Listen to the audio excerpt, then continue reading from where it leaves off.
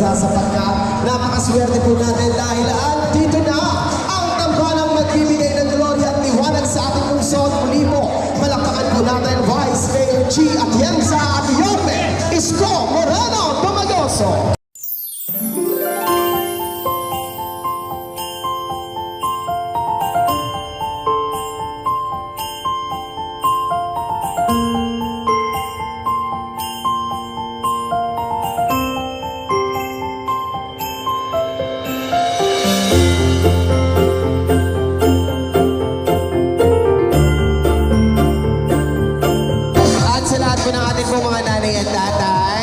Para po tuloy-tuloy po ang ating pong programa. Mamaya po as may merakin pa po tayo.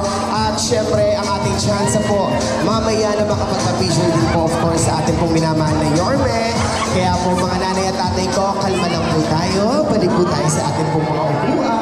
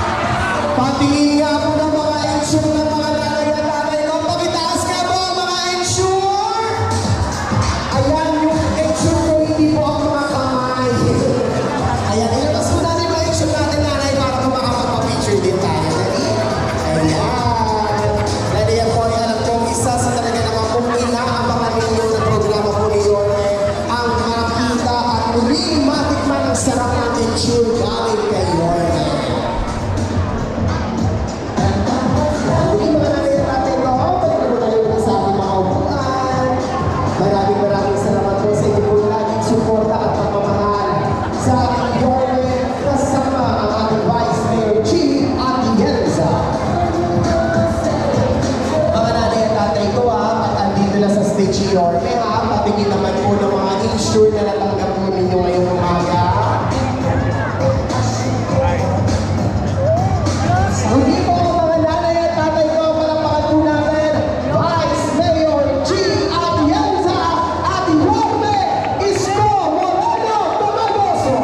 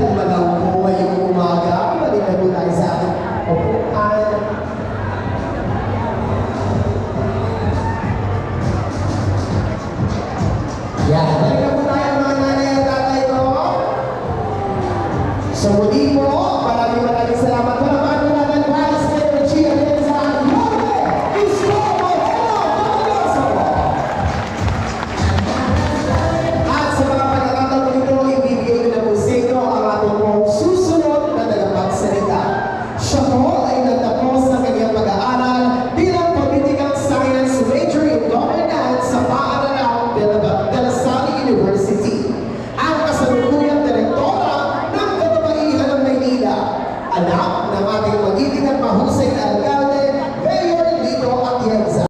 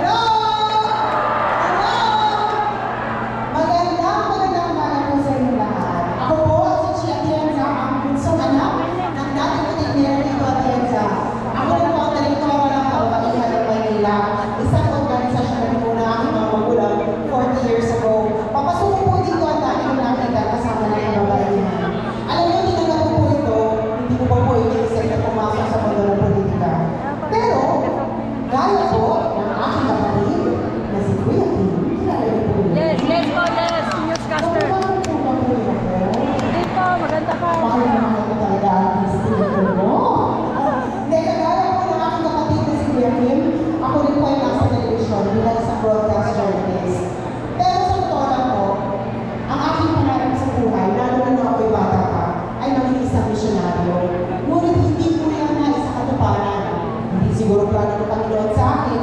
Kaya ang ginawa ko, dinala ko na lang ang puso ng misyonaryo kung saan mga karera ko dinala. Kaya 6 na taon, o halos 7 taon, ang ginagawa ko po, ako po yung tagapagbalita, at umiikot po ako sa iba't ibang lugar dito sa ating bansa para kunin ang kwento ng ating mga kapatid na napag-iwanan sa laylayan ng lipunan. Ngunit, sabi ko nga, sa aking pag-ikot at pagbitbit ng kwento ng ating mga kapatid na umiiyak ng isa, minsan dahil lang sa simpleng hiling, pag ang gobyerno hindi marunong makinig sa tao, ika nga niyon nama pa rin tayo. Kaya, nung tinanong pa ako ni Yonme na kung maaaring maging kanyang katambal, sa totoo lang po, ang una kong ginawa, tinignan ko kung pareho kaming puso. Dahil bilang isang broadcast journalist, meron po ako mga tinatayong advokasya. Pinaglalaban ko po yan hanggang patayan. Pero bago yun, alam ko na ang tawag nyo sa aking ama ay bulan lagi. Tama po ba ako? Kasi akala nila, hindi ko alam. So pag-ikot ko sa mga barangay, nagpupulungan sila. Gano'n ang bulan lagi mo. Ang hindi nila alam ko ako nyo. Alam niyo po, ako po ang bunso sa aming pamilya. Pang-anim po ako. Pero alam ng buong pamilya ko yan, na kapag ako ay tumayo sa isang bagay, kahit pa magkampi-kampihan ng 5 kong mga kapatid, kasama ng magulang ko, hindi po ako natitingnan. Kamakailan lang, nung nalaman ng aking magulang at ng pamilya na ako ay magiging katambal ni Yorme, pinagplanuhan ko nila ako. Nalaman ko na gusto na lang ipasuot sa akin ang polo na bulaklakin ng aking ama. Ipapaputol na daw po nila para pumasa sa akin. Dahil ang kuya ani ko daw, sinuot daw yun noon nung siya'y tumatakbo. Dahil sa nervyos ko po, aking mga lolo at lola, inunahan ko po sila. Kaya pinatatakan ko po ng malaking bulaklak ang aking likuran. Nakikita niyo ba? Di na, magbigyan ko sila. Pero nasunod pa rin ang aking kagustuhan. May bulaklak naman yun. Di tinantanan na po nila ako. Alam niyo ang ibig sabihin na makulay na bulaklak na ito ay ang pagiging inklusibo. Sabi ng Panginoon, di ba, pantay-pantay po tayo sa Kanya. Tama po ba yun? Pero meron akong nakita sa aking trabaho, hindi po pantay-pantay ang buhay ng lahat at hindi lahat naririnig. Kaya tinatayuan ko po ang ating mga kababayan na napag-iiwanan. Ang una po dyan ay ang mga senior citizens. Taas po ang kamay ng mga senior citizens. Wow! Akala ko teenagers na kayo magpasok pa dito. Seniors pala kayo. Pero alam nyo, isa lang naman pong rason kung bakit tinatayuan ko ang seniors. Dahil ang tingin ko, noong mga panahon na kami ay mahina, kayo po ang malakas na nag-arugak sa amin. Kung wala po kayo, wala po kaming lahat dito. Kaya kayo, ang aking tinatayuan nung ako, ay kumukuha ng storya ng ating mga kapatid na walang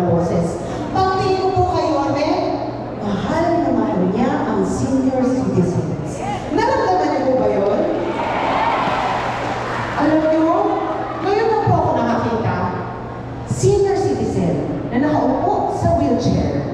Pag nakita si Yorme, tumatayo at tumatalon at sumisigaw na bumalik na siya.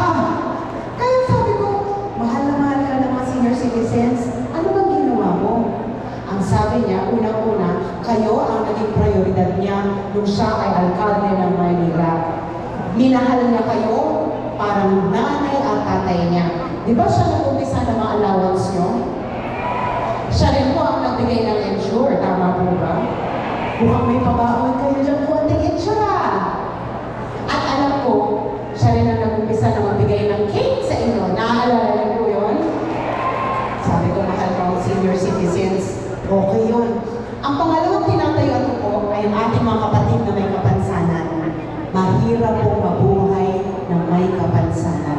Kaya dapat sila ay napapansin ng ating gobyerno. Pagtingin ko kayo, Ahmed, siya pala ang gumawa ng Job Inclusivity Act. Ang ibig sabihin, ang ating mahal na senior citizens at PWD, maaari pong magtrabaho dahil inobliga niya ang ibang mga establishmento na kumuha ng senior citizens at PWDs.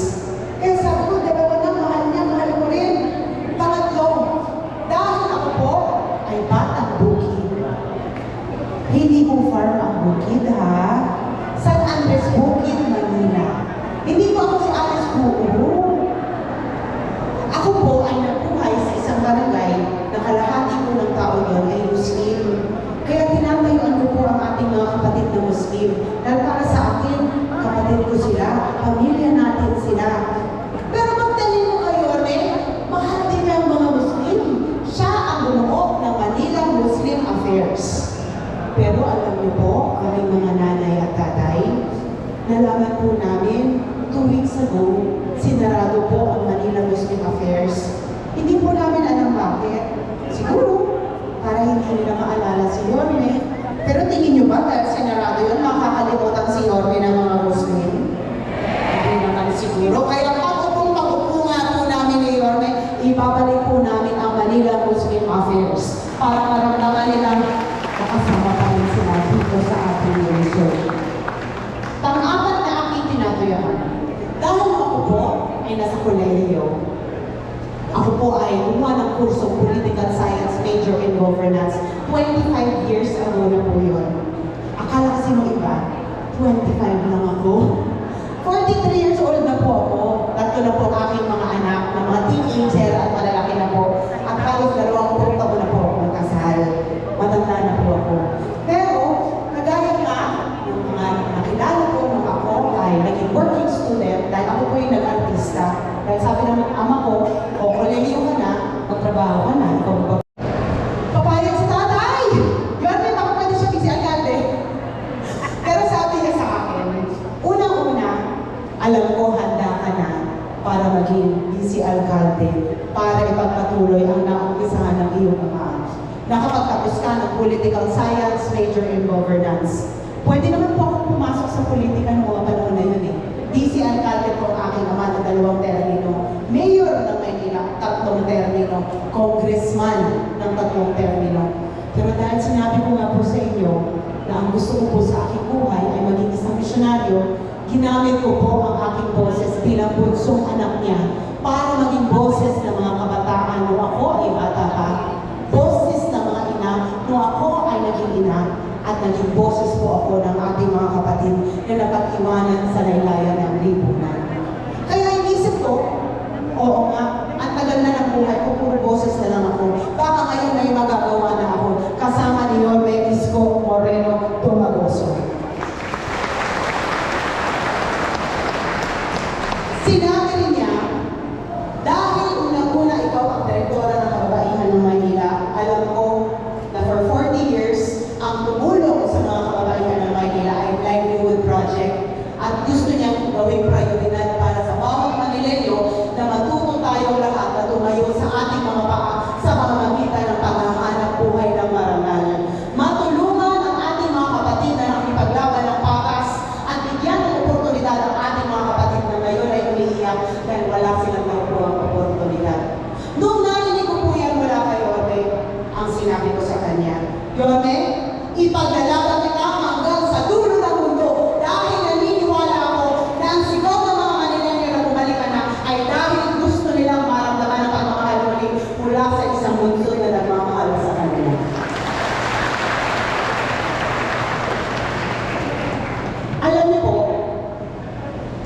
pananampalataya kong trabaho ay ang magiging vice alcalde.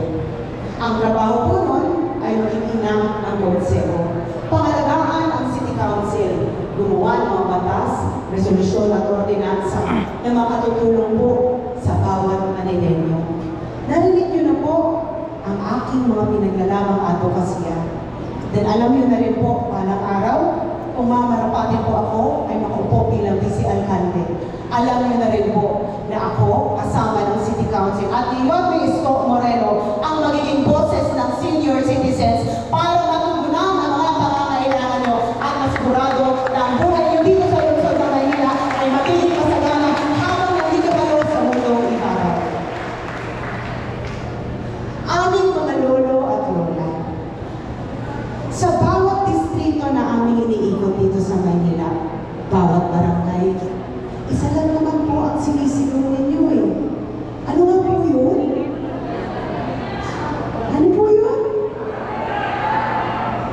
Bumalik ka na, di ba?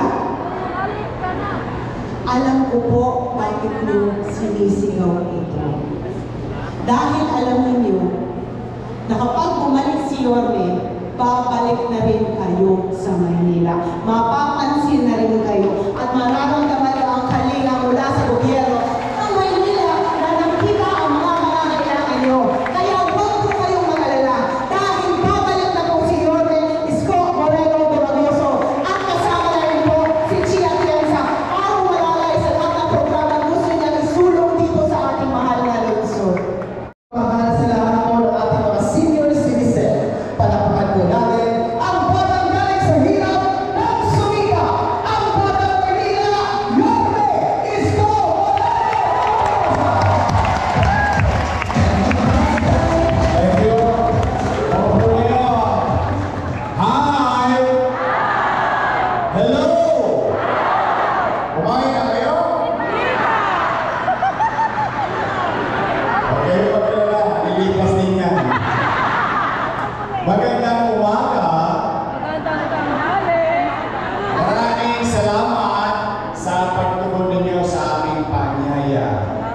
Madama, may ilang barangay chairman, inaawal yung mga lolo at lola ko.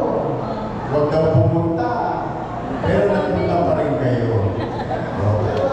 Meron naman mga chairman, hinahatid sundo pa kayo. Nakakatuwa naman. Pero, alam nyo, ngayong umaga nito, huwag kayong mag-alala. Hindi namin kayo pauwiin na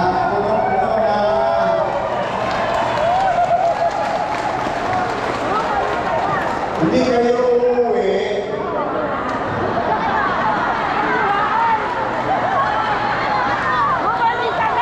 Basta masaya kayo uuwi. Kami umaharap sa inyo, hiningi ang oras ninyo, ayaw ko sa amin na iuwi nyo bukod, gali, o konsumi. Kasi sabi ko sa mga kasama ko, sa dami na ng problema ng tao, kung kayo'y naharap, halimbawa, abuhan ka, ang sabihin mo kung ano yung gagawin mo. Halimbawa naman, papalik ka na. Katulad ni Congressman Carla Lopez, papalik. Ano naman ang ginawa mo? Ganon dapat. Hindi yung mga salitaang masasakit. Pagka-eleksyon, ang mga politiko magkakaaway. Ang magkakapit-bahay, magkakaaway, kakaaway din. Tama ba? Pagkapos ng eleksyon, pati-pati na yung mga politiko. Yung magkakapit-bahay, magkakaaway pa rin. Tapos sa eleksyon, nagkakit yan. Tama ko ba? Sa hirap ng buhay ng tao ngayon, ayaw ko na maging dagdag sa gobyerno. Kaya kami naman ito upang ipaglahat ng aming mga layunin. Kaya una, bago ako magsimula, hindi magalala.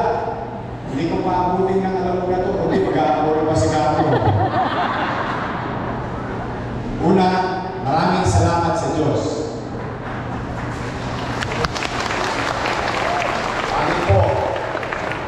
nakaraos tayo nung pandemya. Marami sa atin, wala na. Kakilala, kaibigan, kamag-anak, kapitbahay, dala ng infeksyon ng COVID-19. Tayo nga pa rito lagi, salamat sa Diyos. Nakatawid tayo, nakaraos tayo. Kaya bagay, pinagpapasalamat natin sa Diyos dahil habang buhay, may Pag-asa. naman. Mga nanay ko, mga tatay ko, mga lolo at lola ko, matanong ko lang po kayo, bakit ba kayo naghahanap ng iba kung meron naman ng nakaupo? Bumalik ka na. Bumalik ka na. Bumalik ka na.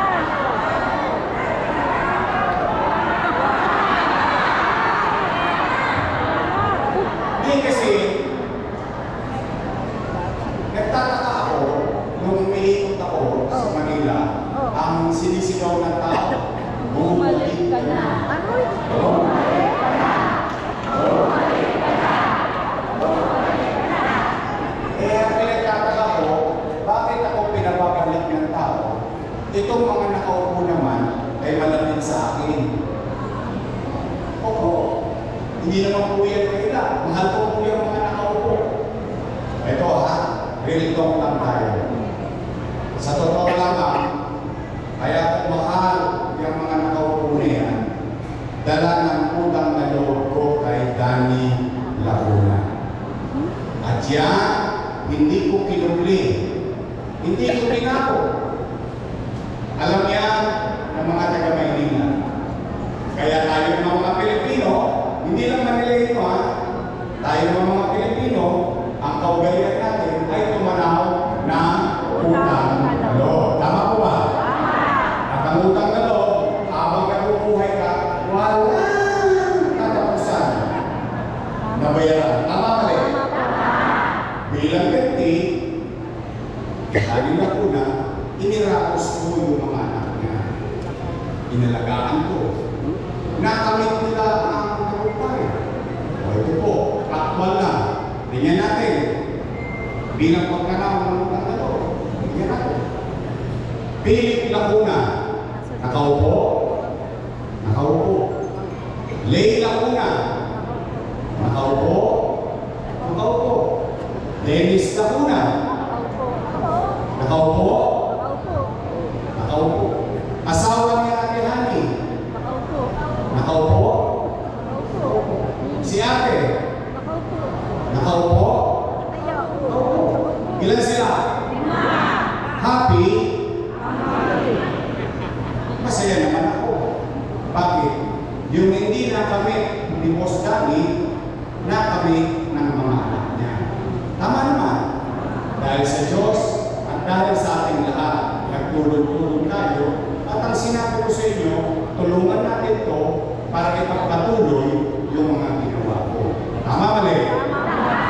Ngayon, magpangalan kayo.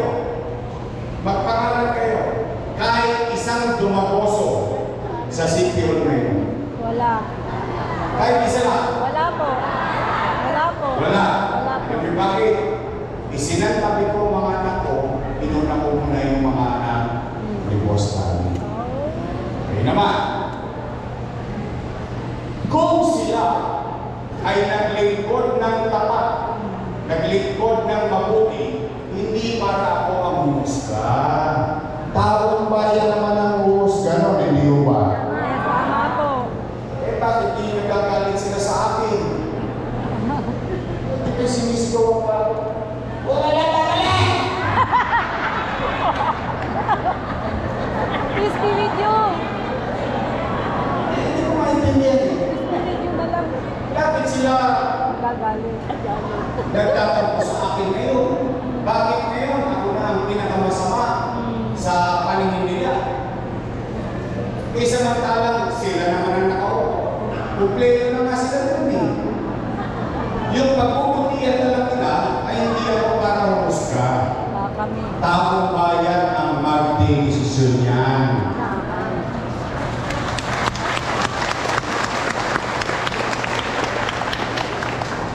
sistema, lahat sila ngayon, galit sa akin. Eh, ba't hindi nila tanongin ng tao? Sila na nagsasabi, huwag ako bumalik. Ang tao bayan, ang nagsasabi, Bumalik ka na! Bumalik ka na! Bumalik ka na! eh bakit maghahanap ang tao bayan? Ng iba, kung mayroon namang nakaupo, at kung yung nakaupo ay mabuti. In fact, kapag ikay nagbuti sa iyong tungkulin, inayos mo ang trabaho mo, kahit matulog ka ng mahimbing, iboboto ka ulit ng taong bayan.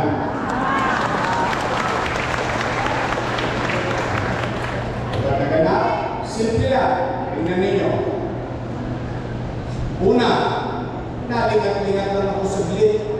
Ba't naman hindi ako magtatampo? Eh, akala ko rin itutuloy. Particular na to, ha? Ito, particular. Senior citizen. O, tingnan ninyo. Bakit nila pinago yung polisiya ng payout ng senior citizen? Yan. Diba ang nangyayari ngayon? Kailangan nagdudulog ka sa araw ng payout. Tama. Pag wala ka, Wala. Tama. tama ba? Tama po. At ang paliwanag nila, forbidden. Wow! English. Forbidden daw. Bakit ganun? So anong ibig yung sabihin? Yung mga lolo-lola ko, nanay-tatay ko, wala nang gagawin sa buhay nila kundi mag-abang sa barangay hall. Kasi ayaw namin ma-forbid. Eh paano kung may sakit ako? Paano kung wala ako? Kasi matalang dumating sila. Wala na rin yung allowance. Wow! Heavy! Tignan ninyo. So ano mangyayari? Siyempre, yung lolo-lola ko, nanay-tatay ko, malalapot ang duguin. Maaga natin gising yan. Kung pagkamising, anong gagawin ng lola? Pupunta sa barangay yun. Sabi niya, Chairman, gusto na? Nay, Wala pa. gising ulit. Pinabukasan, punta ulit sa barangay yun. Chairman, baka naman. Wala pa rin. Nay, wala pa. Eh, tinawagan ng ako. Lola, pasyal ka naman dito sa Cavite. Puntahan naman kami dito sa Bulacan, namimiss ka na namin. Yung matanda, nagpakasyon. Pumunta sa Cavite. 2 days after, bumalik sa Maynila. Saan pupunta yun? Chairman, ano na Manila? Nakunay ng kami dahil kahapon, wala na.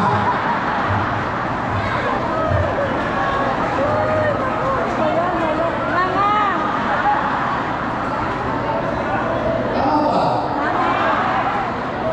Eh, dati-dati, nung panahon ko, anong sinabi ko? Mayaman, middle class, mahirap, may sakit, wala, botante, hindi botante, basta senior citizen, taga Maynila, lahat pantay-pantay, 500 pesos. Ganun ba nangyari ng araw? In fact, doon sa Facebook ko, di ba nagre-report ako yung BMS, yung capital report? Sa Facebook ko sinabi ko, mga nanay ko, tatay ko, lolo-lola ko, pumanatag kayo. Pag hindi nyo nakuha yung first quarter, idadagdag sa second quarter. Tama mali? Pag hindi mo pa nakuha sa second quarter, third quarter. Tama mali? Pag hindi mo pa nakuha, maglulubi-lubi tayo. Lubi-lubi. Masok Abril, Mayo, Julio, Agosto. Hey! Ibig sabihin, hindi mo nakuha January hanggang Nobyembre. Pagdating ng Disyembre, aning na huli. Opo. Tama ba? Tama po. Dalawa kayo, 12,000. Tama. Tatlo kayo senior sa bahay, 18,000. Ibig sabihin, pagka gustong ibigay, maraming lahat. Pag ayaw, bakit nila binago yung batas? Eh, nakalaan naman na yung para sa mga lula't lola ko. Sa totoo lang ha, ito, rilito ha. Yung 500, ngayon, napakaliit na pera na nun. Ito lang, rilito lang. Subukan niyo mamaya, may 500 kayo, bumaba kayo sa tutuban, ubus niyo. Tama ba? Pero itinatapos yun ng ilog ng mga matatanda. Yung iba naman may pera eh. Pero yung alam mo yung meron kang 500 galing sa gobyerno. Alam mo yung, wow, kabilang pala ako. Wow, importante pa pala ako. Wow, may halaga pa pala ako sa gobyerno. 500, kaya hula ko gagawin ninyo. Pag nakuha nyo sa payout. O, pag nakuha na naman yung payout, ano gagawin nyo? Ako, talaga, mag-challenge tayo. Totoo lang. Minsan, anak, bilhin mo kung lusatan. Nay, wala tayong pera. Huwag kang mag-alala. May maling anda o kayo kami. Totoo lang. Nalulungkot ako. Ngayon, meron ka lang. Pag hindi ka na butante, hindi ka na kasali. Meron po yun. Wow! Napakasaklap naman. Tingnan ninyo. Tingnan ninyo. Asawa nyo. Anak nyo. Nanay nyo, tatay nyo. Halimbawa lang, nakahirapin sa karamdaman, 6 na tao. Hindi na nakaboto. Tama mali. Dalawang eleksyon, hindi na botante. Tama mali. Pero yung nanay nyo, tatay nyo, buhay pa. Humihina. Dahil wala ng boto, wala ng pension. Wow! Tatanda rin kayo. Una-una lang yan. Una na sila. Hindi natulog ako sa totoo. Nakakarampok na probinsyo. Sa totoo ko, bumulaan ko lang ha. Sa hinapahaba ng panahon, meron dito, inabot pa si Mayor Lacson. Ano? Mayor Villegas. Ayun, no? Sa hinapahaba ng panahon, marami nang nagdaan ng Mayor. First time in history na ang senior citizen nagka-pensyon sa lungsod ng Maynila. Pag tinignan natin yan, maliit na pera, 500. Pero sa totoo po, magkakakaya, 150,000 senior citizen times 500, 75 million isang buwan. 1 billion pesos halos sa isang taon. Ganun kalaking pera yan. Saan ang galing yung pera na yan? Sa lumang pera. Bakit po? Nung binoto ninyo ako mayor, nakita ko yung libreta, nakita ko yung libro, nakita ko sa budget, road maintenance, road maintenance, road maintenance, road maintenance, road maintenance. Puro road maintenance. Ano yung maintain ko? Puro sementado na Maynila. Kaya pala, yung mga kapitbahay natin nagtataka, pag-gising sa umaga, ang gagagana ng kalsada, Hindi sira. Oo. kaya sabi ko, cancelin niya. Balik niya sa tao. Tama. O, nagawa natin ba? Nangyari. 500. Pero balita ko, tataas na daw. Thousand down. Thousand down. May balita lang ako. Hindi, balita lang. Hindi, may nag-announce nung isang araw eh. Yun lang. 1,000. 1,000. Excited kayo? Ingat kayo. Ang ganda ng timing. Sabi nila walang pera. Oo, lumabas eh. Diba? Sabi nila bayad sila ng bayad ng utang. Bakit ngayon, Oktubre, magiging 1,000 na? Ano kaya dahilan? Botohan. Ha? Election. Election. Eh, gusto nyo pala gawin yung ganyan, bakit kung pagkaupo ninyo, hindi nyo agad ginawa 1,000? Tama. Ngayon, gagawin yung ganyan. Oh. Eh, kung 500 na, hirap kami makuha, 1,000 pa. Tama. Tama ba? Opo. Nako.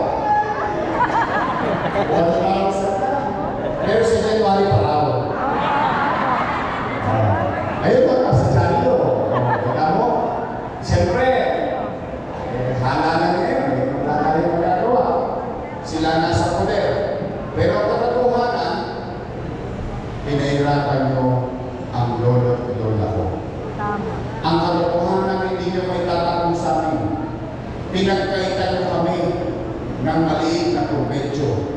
Pinahirapan mo pa kami. Kasi simple. Nung panahon ko, simple lang ang qualification. Edad at tirahan. Wala na. May sakit, wala. Minsan ka, patay na eh. Mainit-init pa. Oo, nakasalan pa. Ano sabi ko sa pamilya? Buha ka ng blue. Lagi mo sa mukha mo, tutulong mo kayo yung daliri.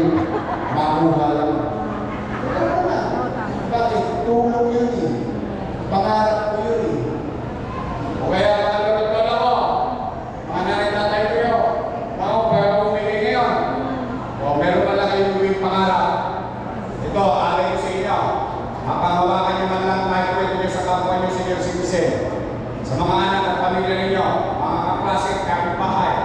Sabihin nyo sa kanila, may awa ang Diyos at sa tulong ninyo, nakabalik tayo. Ibabalik natin yung dating sistema ng senior citizen.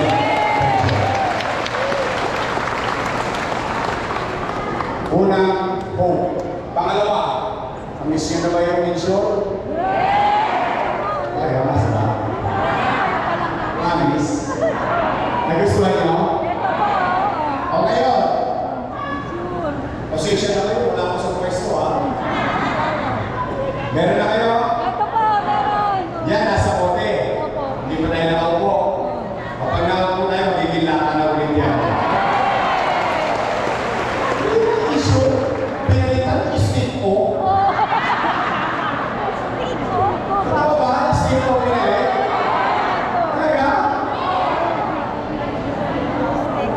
Tingnan ninyo. Noong 2019, basta tumalatan kayo, babalik natin yung issue. Ha? Pero noong 2019, isa lang nilalagay sa akin ng mga senior citizen. Ang sinabi sa akin senior citizen, Vice pa ako nun eh. Sabi na senior, sana naman, pag birthday namin, katulad sa Makati, meron kaming cake. Tsaka pa no. Di sabi ko sa mga matatanda, pasensya na kayo. Mahirap lang ako kayo, kalaman, pero kumalakad kayo. Dadalhin ko ang Makati sa Maynila. Ano na yan? May cake kami. Ano nangyari? May cake. Nagkaroon tayo ng birthday cake. Yes. Tama ba? Ngayon yung cake, Great. Ano na lang? cupcake. At least cake pa rin. Tapos ngayon yata July, August, September, yata, no? Wala. Wala. Ayun, yung mga nag-birthday. Sino yung birthday ng July? August, September, October. O, nakuha niyo na ba? Pagpalain kayo ng buong may kapal. Manila, God first.